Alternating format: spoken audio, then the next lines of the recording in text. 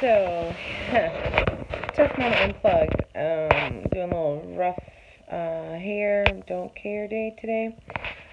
So it's spring break here in Western New York, and I am in the throes of grading some essays for my students. Poor planning on my part as a teacher.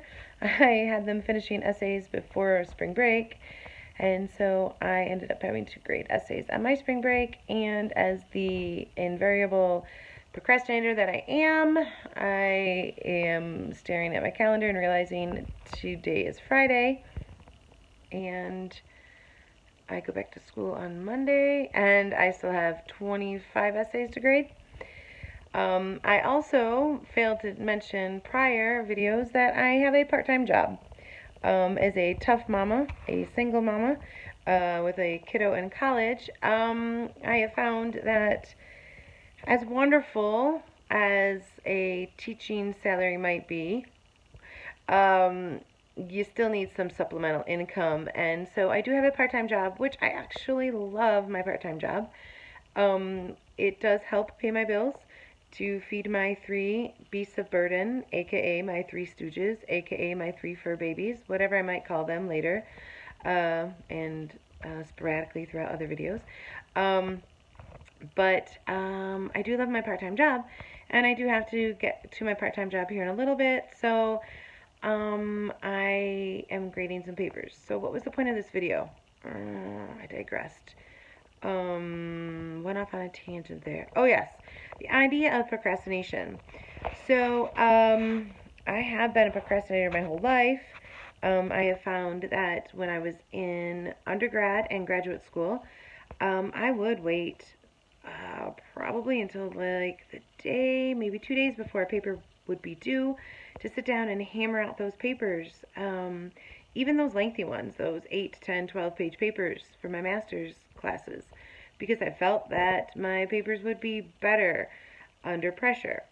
That's not necessarily the case.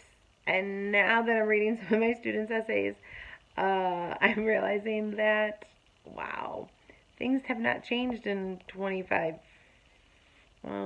years maybe. Kids, people, still procrastinate, and when put under pressure, the concepts are there, the ideas are in the making, but honest to goodness, people, we really need to go back and look at our thoughts and get in there and make sure that we clean up what we're trying to say, because when a brand new set of eyes looks at our words and tries to understand what we're saying, we can't always piece things together. And so, yes, I'm not talking about the basic grammar problems either, because that can easily be fixed. I'm just talking about the comprehension, the connecting the dots, the making sure it makes sense to the other person. And that goes for communication with relationships also. We as a society have gotten to the point where we don't know how to communicate with each other anymore.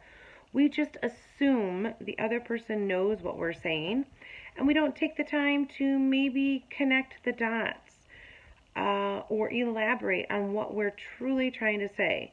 We think the other person will get it with that quick text, or that thumbs up emoji, or that smiley face, or that laughing face, or whatever the case might be.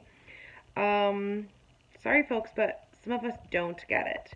We cannot read one another's minds. And when we make assumptions, that is when we end up having problems in those relationships, whether it's romantic or friend or family. So we need to take the time and explain things. Don't over-explain, obviously. I mean, come on, use some common sense, people.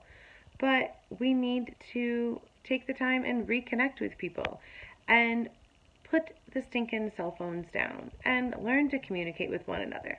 That's probably one reason I love being an English teacher, because I give the opportunity to my students every day to talk to one another, and to put their ideas on paper, and for them to voice their opinions about things, and not just to type it in a quick text message or in a Snapchat or whatever the kids are using these days.